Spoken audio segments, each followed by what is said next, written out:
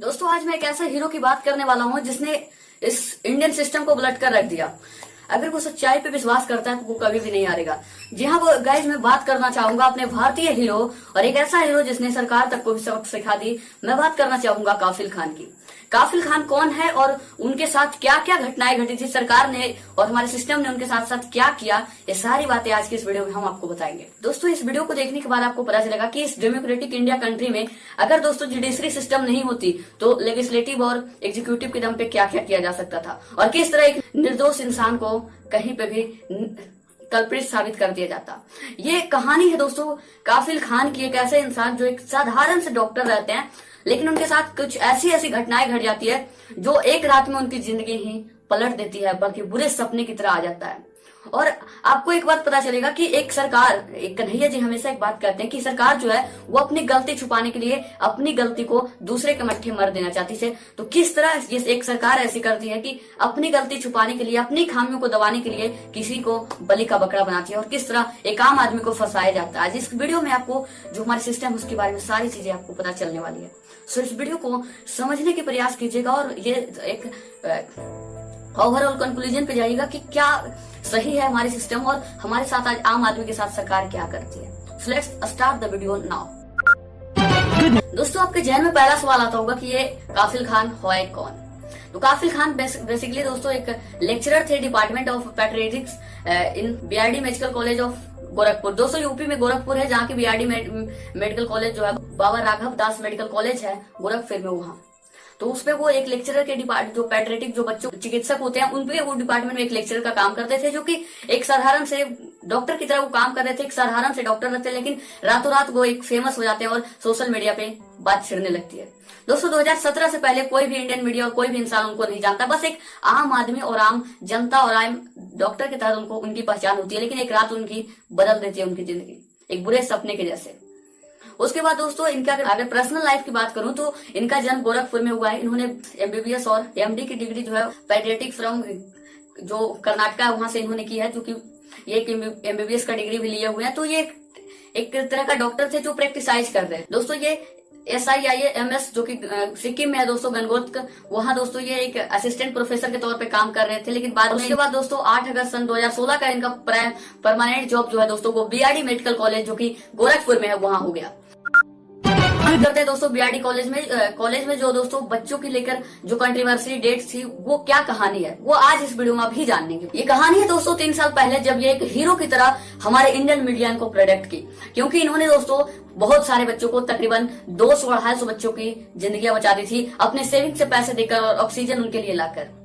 और तब से दोस्तों इनको एक हीरो की तरह प्रेडिक्ट किया गया, जो कि एक बहुत अच्छी बात थी कि इन्होंने एक हीरो की तरह काम की तो उनको सराहना भी मिलनी चाहिए। बस दोस्तों ये जो चीज था वो कुछ ही दिन में बहुत गलत साबित होने वाला था और ये एक बुरे सपने की तरह उनकी जिंदगी में आई। और 22 अगस्त सन 2017 को दोस्तों उनको सस्पेंड कर दिया गया उनके नौकरी से। और दोस्तों उस समय 250-300 बच्चे जो जिनको इन्होंने जान बचाई उसमें 60 बच्चों की मौत हो गई थी ऑक्सीजन न रहने की वजह से। और जो 7 बच्चे मरे दोस्तों वो प्रशासन की ढीलीपन और उनकी जो देखभाल ना कर पाने की वजह से वो उनका ब्लेम जो है दोस्तों वो काफिल खान पे मर दिया गया कि आप उन 60 बच्चे के मरने पे जो कारण था वो आप खड़ा कर सकती है। और उन पे ब्लेम करके उनको दोस्तों 22 अगस्त को उनको उनके नौकरी से बर्खास्त करवा दिया गया। दोस्तों एक एक्चुअल कहानी बताऊं तो 10 अगस्त दोस्तों 2017 का जब गोरखपुर के बीआरडी मेडिकल कॉलेज में बहुत सारे बच्चे एडमिट थे जो कि एक बीमारी के लिए थे जो कि बहुत भयंकर बीमारी था, जिसके बाद दोस्तों जो सरकारी हॉस्पिटल थे बीआरडी मेडिकल कॉलेज तो वहाँ अच्छी तरीके से मतलब सप्लाई ऑक्सीजन की नहीं होने के कारण, मतलब ऑक्सीजन की मेंटेनेंस नहीं करने के कारण उनकी सप्लाई को कट कर दिया गया था ऑक्सीजन। वहाँ 250-300 बच्चे जो एडमिट थे वहाँ उनके लिए ऑक्सीजन कौन देता। तब दोस्तों ये जो काफिल खान थे ये एक हीरो की तरह नजर आए और इन्होंने अपने पैसे से खरीदकर तकरीबन 12 ऑक्सीजन सिलेंडर को अपने दोस्त के यहाँ से क्लिनिक से लाए और बाहर हॉस्पिटल से लाए और सभी अपनी गाड़ी से इस्तेमाल करके दोस्तों पुलिस की मदद से मैन पावर को इकट्ठा किया और ऑक्सीजन लाने में सफल हुए। उसके बाद से दोस्तों इन्होंने तकरीबन 200 से 250 लोगों की बच्चे की जान बचाई। बच्चे की माता पिता इनके सामने रो रहे थे तब इन्होंने एक मसीहा बनकर आए और उनके बच्चे की जान बचाई। लेकिन दोस्तों ऑक्सीजन उतनी मात्रा में अवेलेबल ना होने के कारण उसमें से दोस्तों कुछ बच्चे तकरीबन 60 बच्चे की मृत्यु हो जाती है। और वो मृत्यु होती है दोस्तों सरकार की ढीलेपन की वजह से, उनकी नाकामयाबी की वजह से, उनकी ध्यान न देने की वजह से। और कहते हैं ना कि बलि का बकरा किसी को बनाना चाहिए था, तो वो बनाया गया काफिल खान को। काफिल खान पे बहुत सारे ब्लेमिंग लगाया गया। और दोस्तों उसके बाद दोस्तों इन्होंने अपनी खुद की पैसे से ऑक्सीजन तो खरीदी, ओवर टाइम किया ताकि बच्चों की जानें बचा सकी। और दोस्तों जब काफिल खान ने ये बात रखा कि जो बच्चे मरे हैं उनका सिर्फ ये कारण था कि वो ऑक्सीजन की शॉर्टेज से मरे हैं, तब कहते हैं ना कि सरकार अपनी गलती नहीं मानती है। पॉलिटिशियन है ये, लोगों को मूर्ख समझना चाहते हैं। और इन्होंने वो जो बात थी दोस्तों की, वो जो बात थी कि शॉर्टेज ऑफ ऑक्सीजन की वजह से बच्चे मरे हैं, इसको यूपी गवर्नमेंट ने मना कर दिया। और साथ साथ ये जो दोस्तों कल्प्रिट, ये जो क्रिमिनल कॉन्स्पिरेसी का चार्ज था दोस्तों, वो बेचारे काफिल खान पे मर दिया गया। और दोस्तों 13 अगस्त सन 2017 को इनको नोडल ऑफिसर जो थे वहां के, उनसे पद से तो हटा ही दिया गया। उसके बाद दोस्तों इन पे ये चार्ज भी लगा दिया गया कि ये प्रैक्टिस जो करते हैं प्राइवेट हॉस्पिटल, लेकिन ये बाद में गलत साबित हुआ। आगे हम बात करते हैं दोस्तों चार्ज इन पे क्या क्या लगाए गए। इन पे दोस्तों चार्ज लगा गया स्प्रेडिंग मिस इन्फॉर्मेशन और की सरकार के खिलाफ बोलने के लिए, कुछ गलत कमेंट करने के लिए। ये जो चार्ज थी दोस्तों ये सीए अमेंडमेंट पे बोलने के बाद से लगाया गया। दोस्तों हार्टेड स्पीच जो कि कहा जाता है विपक्ष के द्वारा, हमारे भारतीय जनता पार्टी के द्वारा कि सीए के विरुद्ध इन्होंने गलत बात बोली है। उसके बाद इन पे चार्ज लगाया गया दोस्तों की ये एक जो है सरकारी डॉक्टर होते हुए ये एक प्राइवेट का क्लिनिक चलाते हैं। इन पे ये जो केस लगाया गया पूरी तरीके से गलत था। दोस्तों इन पे अगला चार्ज लगा था hide the information of oxygen cut. मतलब दोस्तों जो ऑक्सीजन का कट था वो सरकार ऐसा कहती है कि इन्होंने इन्फॉर्म सरकार को नहीं किया, जो कि गलत बात थी। इन्होंने कई बार पत्र लिखकर अपने हेड ऑफिसर से भी ये बात की थी। लाइन पर चार्ज लगा गया कि इन्होंने बीआरडी मेडिकल कॉलेज जो थी उनके जो हेड इंचार्ज थे उनको इन्होंने नहीं बताया, इन्फॉर्म नहीं कर पाए। जो काफिल खान थे वो एक स्पीच दे रहे थे दोस्तों 12 दिसंबर सन 2019 को, जिसके बाद इन पे पकड़कर जेल ले गया और इन पे एक एफआईआर दर्ज की गई सीए के विरुद्ध बोलने के लिए। सरकार जो थी इनके बारे में ऐसा अफवाह उड़ा दी कि ये एंटी सोशलिस्ट हैं। इनकी ये जो खबर हुई उसके बाद व्हाट्सएप यूनिवर्सिटी पे बहुत सारी फेक न्यूज इनके बारे में प्रोपेगेंडा फैलाया गया और इनको ये कहा गया कि ये लोगों में भड़काऊ भाषण दे रहे हैं और ये लोगों को मिसलीड कर रहे हैं, लोगों को गलत इन्फॉर्मेशन दे रहे हैं, इसलिए इन पे एफआईआर चार्जशीट दर्ज किया गया। अगले दिन दोस्तों पेनल कोड 153 सेक्शन 153 ए के तहत इन पे एफआईआर भी दर्ज की गई दोस्तों और इनको जेल ले जाने की कोशिश की गई। ताकि ये इन पे दावा था कि ये एनमिटी को प्रमोट कर रहे हैं, दो ग्रुप है उसमें लड़वाने की कोशिश की जा रही है। उसके बाद दोस्तों 23 सितंबर सन 2017 को इनको अरेस्ट कर लिया जाता है और जबकि गवर्नमेंट जो गैर जमानत दे देती है उसके बाद इनको अरेस्ट कर लिया गया है और इनको जेल में रखा जाता है 9 महीने। दोस्तों एम्स के रेसिडेंट डॉक्टर जो भी है वो भी इस बात को कह रहे हैं कि इनको सिर्फ ये अपनी काम को अच्छी तरीके से कर रहे थे, लेकिन इनको एक बलि का बकरा बनाया गया। एम्स एसोसिएशन के जो लोग थे दोस्तों ये भी इनके साथ दम थमके खड़ा रहे और इनको भी दिखा दिया कि एक डॉक्टर की और एक सच्चे इंसान की पावर क्या होती है। इन्होंने बताया कि काफिल खान को एक बलि का बकरा बनाया गया है, ये अपनी काम को निष्ठा और ईमानदारी से कर रहे थे। दोस्तों जब ये जेल में थे दोस्तों तब इन्होंने 10 पेज का लेटर लिखा था जिसमें कि दोस्तों ये क्लेम करते हैं कि इन्होंने हेड ऑफ डिपार्टमेंट को इन्फॉर्म किया था, द प्रिंसिपल जो acting principle of BRD college थे उनको इन्फॉर्म किया गया था, द डीएम जो मजिस्ट्रेट थे दोस्तों गोरखपुर को उनको इन्होंने इन्फॉर्म किया था और chief medical superintendent of BRD medical college जो थे और गोरखपुर की जो बीआरडी मेडिकल कॉलेज थी उनकी चीफ सुपरिटेंडेंट को भी ये बहुत बार इन्होंने इन्फॉर्म की ऑक्सीजन के बारे में। इन्होंने 2 घंटे के अंदर दोस्तों इन्फॉर्म किया था ऑक्सीजन के बारे में कि ऑक्सीजन खत्म होने वाली है, लेकिन जब सरकार ने कोई एक्शन नहीं लिया तब ये अपने पैसे से अपने टाइम को देकर अपने कार को देकर दोस्तों इन्होंने ऑक्सीजन मंगवाई और बच्चों की जान बचाई। फिर भी आज भलाई का काम इनको सजा से भुगतना पड़ रहा था। दोस्तों इन्होंने ये भी कहा कि ये लोकल ऑक्सीजन जो सप्लायर थे उनसे भी ये बात की कि अभी आप दे दीजिए, जो जितनी जल्द हो सकेगी मैं इस पे पेमेंट करने की कोशिश करूंगा, लेकिन वो भी इनकी बातों पे ध्यान ना दिया। उन्होंने दोस्तों इनका ये कहना है कि इन्होंने नियर बाय जो हॉस्पिटल से वहां से भी ऑक्सीजन जमा करने की कोशिश की और दोस्तों इनका ये भी कहना है कि जब वहां से भी ना मिली तो जितने मेरे पास पैसे थे उतने से मैं अपने दोस्त के यहाँ से और भी बाकी जो जगह से मैं सिलेंडर खरीद कर लाया और जितनी हो सकी उतनी मैं मदद किया, अपनी कार को दिया और जो पुलिस इंस्पेक्टर थे उनके साथ मिलकर आर्मी फोर्स के साथ उनकी गाड़ियों की मदद से मैंने ऑक्सीजन को लाया। जब ये दोस्तों जेल में थे तब इनकी वाइफ ने कई बार कोशिश की, लगभग 6 से 8 बार कोशिश की इनको बेल दिया गया है, लेकिन इन पे कोई बेल नहीं दिया गया। उसके बाद दोस्तों इनकी वाइफ ने ये दावा किया, एलेक्ट किया कि इनको अच्छी तरीके से मेडिकल ट्रीटमेंट जो है वो नहीं दी जा रही है जेल में। लेकिन दोस्तों जब इन्होंने ऐसा दावा किया तब इसके 2 दिन बाद ही दोस्तों ऑन अप्रैल 19 2018 को इनको मेडिकल चेकअप के लिए भेजा। दोस्तों इन अप्रैल 2018 में अप्रैल में दोस्तों इंडियन मेडिकल एसोसिएशन है यानी कि आईएमडी, वो भी दोस्तों खान सर के डिफेंस में दोस्तों इन्होंने ये भी बोला और कहा कि ये इनको फंसाया जा रहा है, ये एक फ्रेम्ड है जो कि एक किसी को बलि का बकरा ना मिलकर तो इनको एक बलि का बकरा चुना गया। इन्होंने ये भी कहा दोस्तों, उन्होंने सबको 200 लेटर से अधिक लेटर्स दोस्तों जो सीएम हैं योगी दोस्तों, उनको मैं ढोंगी बोलता हूँ, तो वो जो ढोंगी है उनके पास इन्होंने 200 से अधिक लेटर लिखे उनकी जस्टिस के लिए। और दोस्तों इन्होंने 200 से अधिक लेटर लिखे और उनमें ये याचिका की कि उनको जल्द से जल्द इस फॉल्स जो चार्ज है इससे हटाया जाए और उनको उनके काम पे वापस आने दिया जाए और उनको रिहा किया जाए, उनको इनके लिए इंसाफ किया जाए। लेकिन इस 200 लेटर का भी कोई फायदा नहीं हुआ, क्योंकि योगी तो मानने वाले ही नहीं है, क्योंकि अपनी गलती किस पे मरते, तो एक साधारण से आम आदमी डॉक्टर पे थप दिए ताकि हम अपनी सत्ता की कुर्सी को कायम कर सके। ऑन अप्रैल 25 दोस्तों उस समय काफिल खान को दोस्तों जमानत दे दी गई, उनको जेल से रिहा कर दिया गया।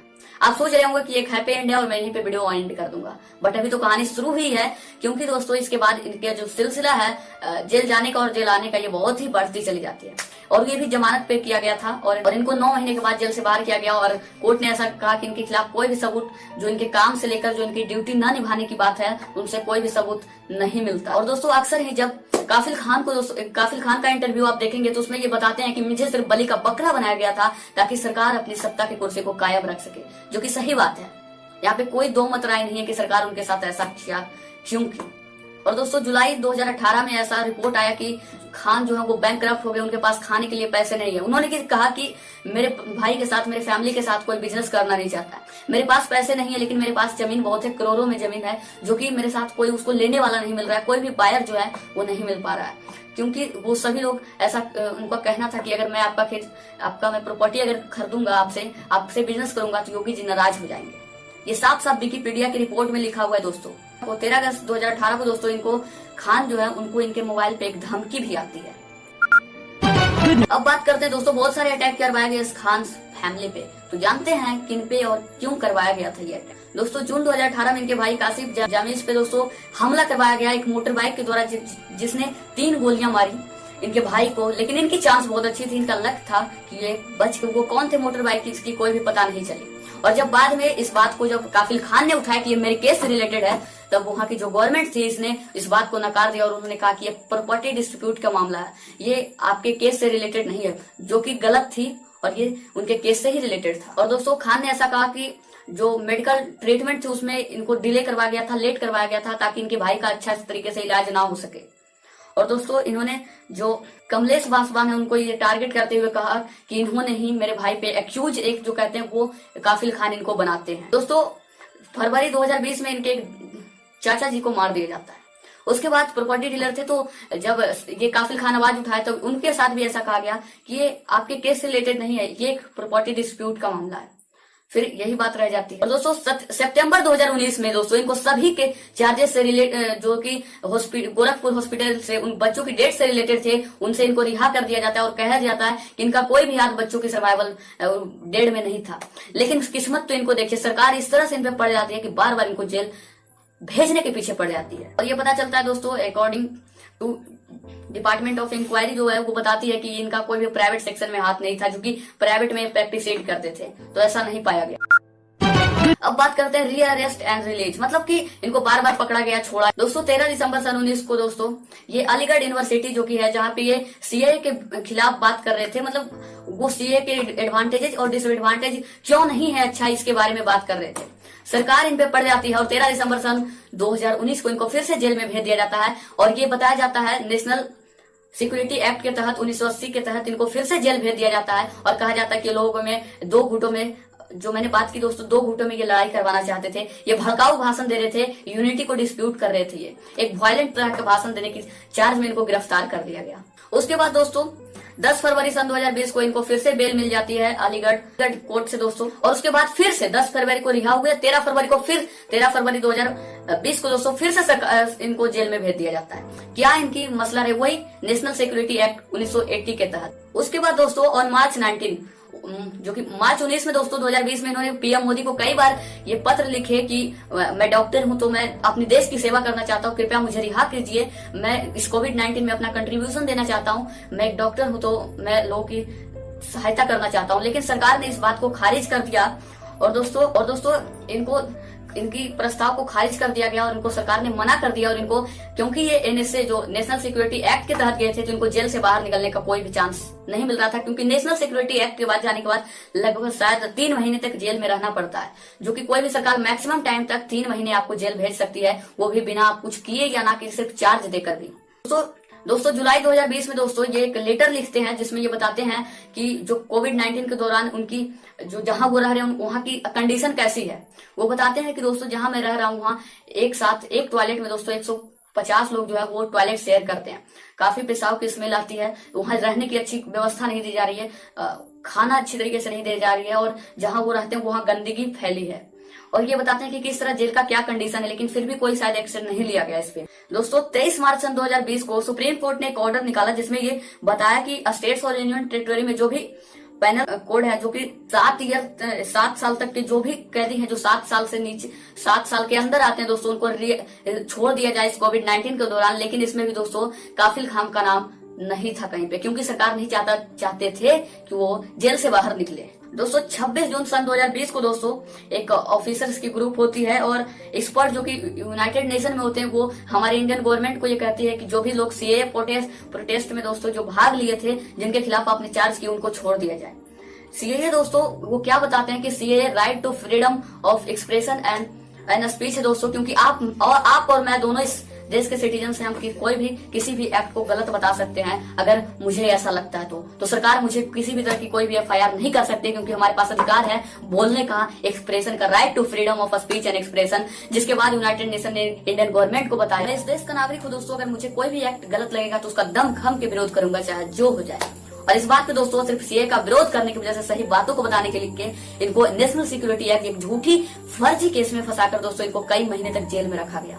इनको तकरीबन लगभग 2 साल शायद जेल में रही गई। जब एक फैमिली के साथ या स्पेंड अपनी छोटी सी बच्ची के साथ टाइम गुजार सकते थे, तब इनको जेल में रखा गया, तो समझिए इनकी फैमिली पे क्या बीता होगा। और दोस्तों फाइनली दोस्तों ऑन सितंबर 2020 में दोस्तों सितंबर महीने में इनको सभी केस से इलाहाबाद हाई कोर्ट और सुप्रीम कोर्ट ने इनको पूरी तरह से क्लीन चिट दे दी और बताया कि इनके खिलाफ जितने भी दोस्तों चार्जेस थी, चाहे वो एनएसए की रिपोर्ट हो, चाहे वो गोरखपुर वाली हो, ये सारी की सारी झूठ थी। दोस्तों सुप्रीम कोर्ट ने ऐसा कहा कि जिस स्पीच के चलते इनको अरेस्ट किया गया था वो कहीं भी डिस्ट्रीब्यूट नहीं कर रहा था पीस को और एक हेट और वायलेंट रिएक्शन को प्रमोट नहीं कर रहा था। ये स्पीच जो दे रहे थे ये एक नेशनल इंटीग्रिटी को बढ़ावा देता है और यूनिटी जो लोगों में है उसको ये बढ़ावा दे रहा है, उसको प्रमोट कर रहा है, लोगों में एक यूनिटी, एक चाहत की भावना को दे रहा है। और सुप्रीम कोर्ट ने यह भी बताया दोस्तों कि हमें जितने भी सबूत जो सरकार पेश किए वो अनसफिशिएंट है, इनको एक आरोपी बताने के लिए, और इसके चलते इनको रिहा कर दिया गया और इनकी स्पीच की एक तारीफें की गई। एक समय जब कोर्ट इनकी जो सरकारें इनकी क्रिटिसाइज कर रही थी, तब दोस्तों ये कोर्ट ने सही निर्णय लिया और इनको रिहा कर दिया गया और आज ये सभी केसों से मुक्त है। तो समझिए दोस्तों, एक जो अगर जुडिशरी हमारी कंट्री में नहीं होती तो आज क्या होती, ऐसे ऐसे नेता क्या करवाते। एक सरकारी ऑफिसर, एक सरकारी डॉक्टर जो पढ़ लिख कर लोगों की सेवा करने जाता है, एक डॉक्टर को तो ऐसे भी भगवान कहा जाता है, लेकिन आज ऐसे ऐसे नेता जो है वो अपनी गलती को छुपाने के लिए ऐसे डॉक्टर के, ऐसे आम आदमी के मुंह पे, उनके स्वभाव पे के गलत विचारधारा बनाकर एक गलत बातें छिड़क कर उनको क्रिमिनल बताने की कोशिश की जाती है। लेकिन दोस्तों इस दौरान भी काफिल खान ने नहीं टूटने की जो साहस दिखाई वो काबिलियत तारीफ है और मैं उनको सल्यूट करता हूँ इस बात के लिए। सो गाइस, आप सोचिए कि जो फैमिली के साथ अपना रह सकता था, जो एक आम आदमी थे दोस्तों, उनको ये गलत झूठी केस में फंसाया गया दोस्तों, उनको एक बलि का बकरा किस तरह से बनाया गया। इनकी सारी कहानी आपको दोस्तों गूगल पे सर्च कर लीजिएगा, अगर आपको अच्छी तरीके से समझ को। दोस्तों हमारे जुडिशरी सिस्टम पे भरोसा था और वो कभी भी नहीं टूटे और उनकी परिवार ने जिस तरह से उनका साथ दिया वो भी एक काबिलियत तारीफ है। तो आप समझने का प्रयास ये कीजिए दोस्तों। अब योगी जी क्या कहते हैं, मान लीजिए योगी जी ने ये कहा बात, बच्चे जो मरे हैं इनका साफ जिम्मेदार दोस्तों काफिल खान है, लेकिन इसमें साफ जो है दोस्तों ये जिम्मेदारी योगी जी की है, वहाँ की प्रशासन की है, वहाँ की सरकार की है। क्यों नहीं ऑक्सीजन को पूरी तरीके से मेंटेनेंस करवा गया, क्यों नहीं उन पे पैसे खर्च किए गए, क्यों वहाँ के बच्चे मर रहे हैं दोस्तों। आज चमकी बुखार बिहार में इसी सब का नमूना, एक पहचान है दोस्तों, इसी चीज का सबूत बता रहा है। योगी जी पे आज मुझे लगता है दोस्तों जिस तरह की परेशानी दोस्तों 9 महीने 2 साल तक दोस्तों काफिल खान जेल में रहे, सस्पेंड रहे, बैंकरप्ट हो गए, आज मुझे लगता है ये सजा दोस्तों योगी आदित्यनाथ को देना चाहिए। ये जो ढोंगी है ये अपने आप को योगी कहता है, जिसके पास कोई डिग्री नहीं है वैसे जो पढ़े लिखे लोग हैं उनको ऐसा बताता है। दोस्तों अपने आप को ये भगवाधारी बताता है। भगवाधारी किसी को मारता नहीं है, बचाने का प्रतीक है। इस देश में भगवा बचाने का प्रतीक है, किसी को मारने का नहीं। और आज ये भगवाधारी अपने आप को बताते हैं। काफी शर्म आती है ऐसे लोग को हम भगवाधारी, और भगवाधारी इस देश के संभाजी महाराज का प्रतीक था। स्वामी विवेकानंद, स्वामी सहजानंद, स्वामी दयानंद सरस्वती की पहचान थी, और इस देश के बहुत बड़े गौतम बुद्ध की पहचान थी। दोस्तों ऐसा योगी और ढोंग, इस ढोंगी की नहीं, अगर इसको योगी बोलते हैं तो आप सभी जितने भी योगी जो सच में योगी हैं उनका आप तहे दिल से अपमान करते हैं। जब आप सोचने का वक्त आपका है और सोचिए कि किस तरह से एक आम इंसान को बलि का बकरा बनाया गया। वो इंसान जो अपनी छोटी सी बच्ची के साथ रहता, उस समय अपने परिवार की सहायता करता, परिवार के साथ जीवन जीता, उनको एक झूठी केस में फंसाया गया दोस्तों। और फिर भी आज हम सरकार पे कोई आवाज नहीं उठाते, कोई एक्शन नहीं लिया जाता है। ये काफी शर्म की बात है। हम इस देश के नागरिक हैं। आज काफिल खान जैसे लोग के साथ हुआ, वैसे इंसान के साथ हुआ, वैसे ईमानदार के साथ हुआ, तो कल हमारे साथ भी और आपके साथ भी तो हो सकता है। इस चीज पे आवाज उठाइए। और मुझे ऐसा लगता है इस टॉपिक पे हर किसी को आवाज उठानी चाहिए और हर किसी को बोलनी चाहिए कि काफिल खान के लिए जस्टिस इतना लेट क्यों हो गया दोस्तों।